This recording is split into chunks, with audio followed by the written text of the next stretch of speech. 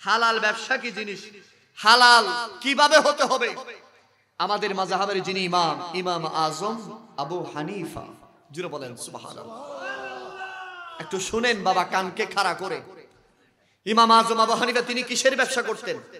কাপড়ের। কিসের? কাপড়ের।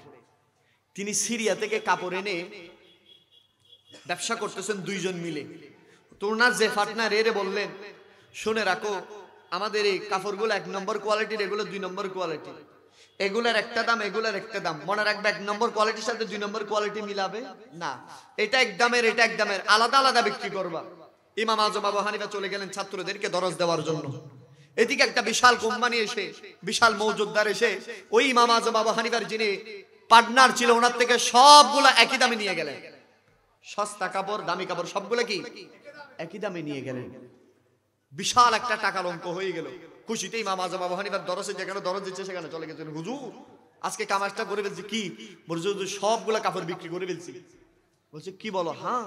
মানুষ কোত্থেকে? বলেছে অমুক জায়গার একটা মানুষ, একটা এসেছে অনেক দূর থেকে, আমি তার কাছে সবগুলো এক দামে বিক্রি করে দিছি।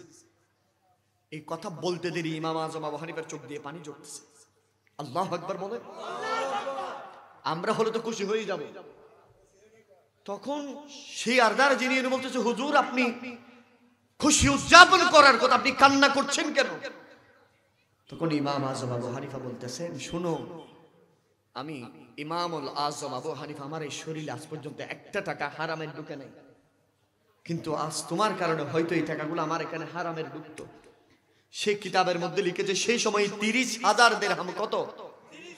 30,000 দিরহাম, যেগুলো বেশি বিক্রি করেছে ওই মৌজুদদারকে খুঁজতে যে খুঁজে না পাওয়ার কারণে সব কিছু আল্লাহর রাস্তায় তিনি দান করে দিয়েছেন। সুবহানাল্লাহ বলে। আমরা হলে কি করতাম বলে?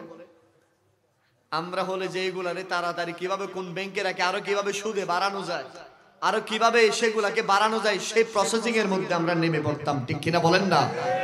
কিন্তু আমার আল্লাহ বলতেছেন, না রে ও আমার বান্দারা, মনে রেখো হারামের একটা দানা, হারামের একটা দানা খেয়ে বান্দা যখন জমিনের সাথে, সেজন্য ফকির আবুল লাইস সামারকান্দি রাহমাতুল্লাহ আলাইহি তিনি বর্ণনা করছেন, হারামের একটা দানা, কয়টা দানা?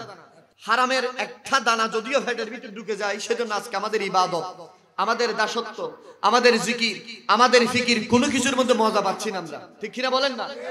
কিরে আশারের নামাজ পড়ছেন, আসেন ফজরের নামাজের সময় চলে যায়, বলছে আমার ভালো লাগছে না। কি লাগছে না?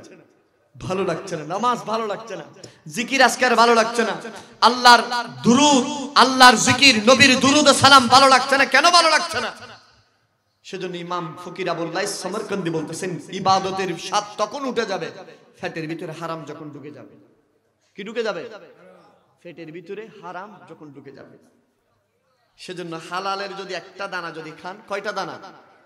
একটা দানা যদি জিব্বায় নিয়ে যদি আমার আল্লাহর কাছে এই কেরওয়ারার মসজিদে জমিনে নিজের ঘরে যাই নামাজ বিছিয়ে মাটির উপরে খাইলে, আইলের উপরে, ক্ষেতের উপরে, যেখানে থাকেন না কেন, হালালের একটা দানা নিয়ে যদি জমিনের সাথে কোফালকে লাগিয়ে নাককে ঠেস দিয়ে আমার মালিককে যদি একবার ডাক দেন, হাই হাই হুজ্জাতুল ইসলাম ইমাম গাজালি বলছেন, সেই বান্দার, ওই হালাল মানুষের, হালাল খাদ্যদারি সেই বান্দার একবারে আমার আল্লাহ 70 বার সাড়া দিয়ে থাকেন।